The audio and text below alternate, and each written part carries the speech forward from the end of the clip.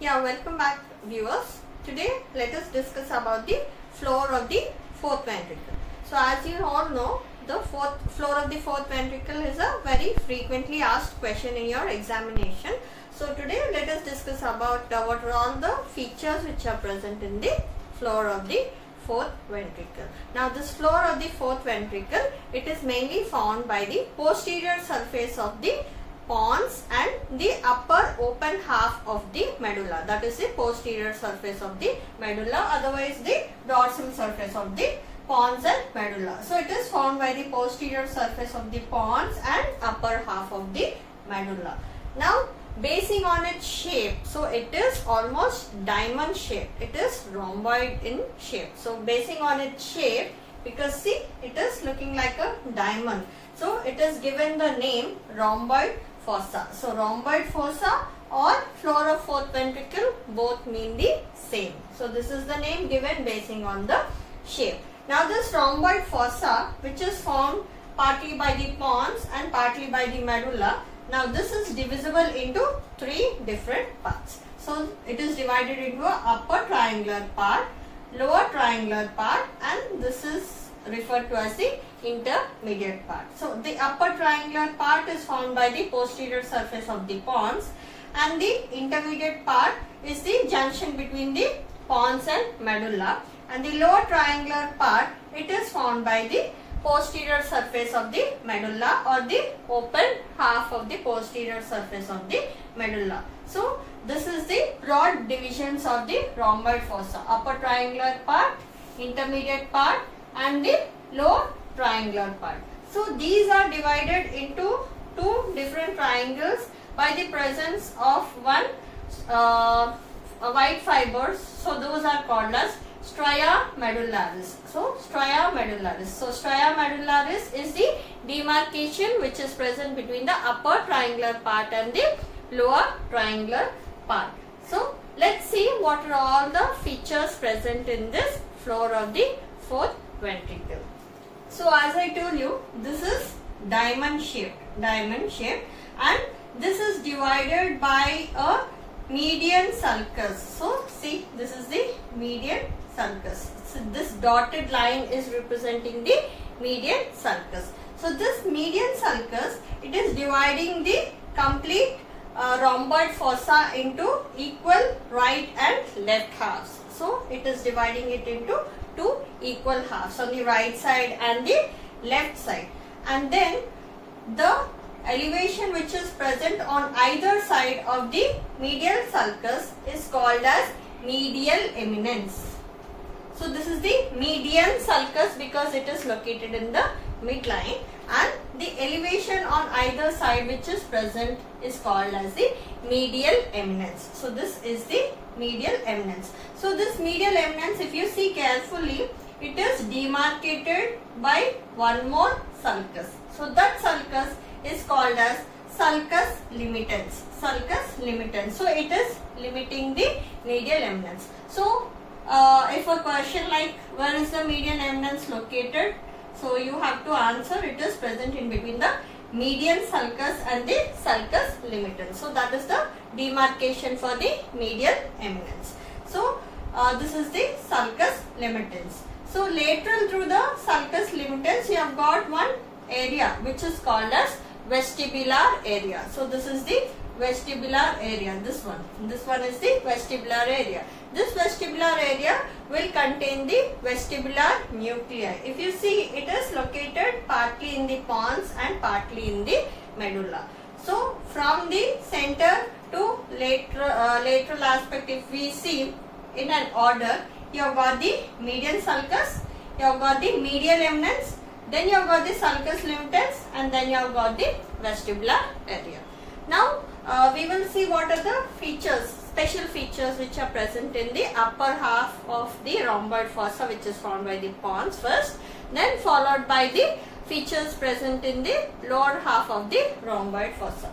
So this is the upper half of the rhomboid fossa. So as you all know, you have got the median sulcus followed by the medial eminence. So in this medial eminence, there is one specific oval shaped swelling which is called as facial colliculus, a small oval shaped swelling which is called as facial colliculus. So how is this facial colliculus formed? So if you remember, the motor fibers of the facial nerve, they will turn around the abducent nerve nucleus, so to form the internal genu of the facial nerve. So that forms the facial colliculus. So just below this facial colliculus, you would have got the abducens nerve, which is surrounded by the motor fibers of the facial nerve. So that will form the facial colliculus. So lateral to that we have got the sulcus limitans. So this is the sulcus limitans. So if you see carefully,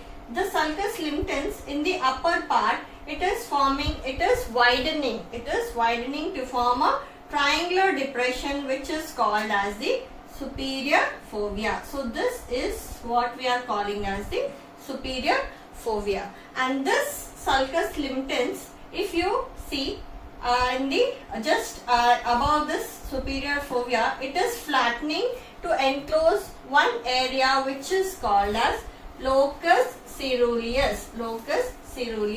And this is blue in color. So this locus ceruleus which is there, it is connected with the reticular activating system, and this locus ceruleus is the main source for the release of the norepinephrine or noradrenaline in case of fight or flight. Okay, so the bluish discoloration of this locus ceruleus is due to the presence of the melanin pigment within the nerve cells which are located below this locus ceruleus. So this is part of the reticular activating system. Okay, so the features which we have seen in the upper triangular part is the median sulcus, then facial colliculus, we have seen the superior fovea, and we have seen locus ceruleus, and of course laterally we have got the vestibular area, below which we have got all the vestibular nuclei. So that is about the upper half of the rhomboid fossa. Now if you have a look at the lower half of the rhomboid fossa, so in the center we have got the median sulcus obviously, and here if you see, this is the sulcus limitans, and it is ending in a small depression which is called as the inferior fovea. So this part, this one is called as the inferior fovea, that is the inferior fovea. And then what happens to the sulcus limitans? It is joining the median sulcus. So this is the median sulcus. So this is the median sulcus. So while it is joining the median sulcus, it is dividing the lower part of the medial eminence into two triangular halves. So this is one triangular half and this is one triangular half. So the lower triangular half is called as the vagal triangle. So this lower triangle which is there, it is called as the vagal triangle, and this triangular part which is present above this part is called as the hypoglossal triangle. So upper triangle is called as the hypoglossal triangle, this one, and lower triangle is called as the vagal triangle. So this hypoglossal triangle which is there, it overlies the nucleus, as the name suggests, nucleus of the hypoglossal nerve and nucleus intercalatus.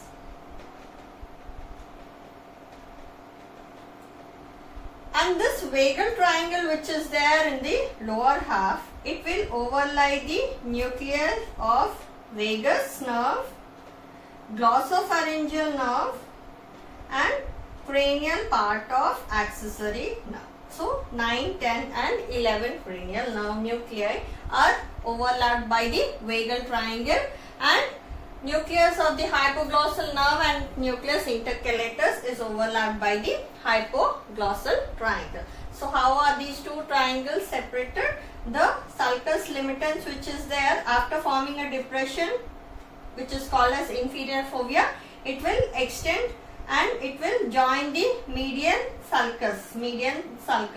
So thus dividing the lower part of the median eminence into two halves, two triangular halves. So upper triangular half is called as hypoglossal triangle and the lower triangular half is called as the vagal triangle. So next, if you see the part of the vagal triangle, it is separated by a thin bundle of nerve fibers which are called as funiculus separations. Funiculus separations.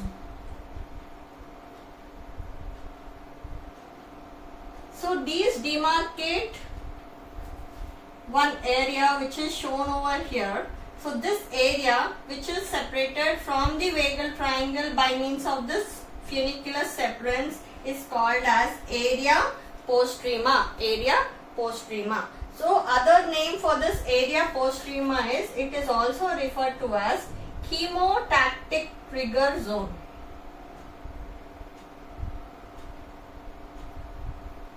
So this is otherwise called as the vomiting center. So if there is a stimulation of this area postrema, so there will be emesis. So this area postrema which is there, it is special because it is devoid of the blood-brain barrier.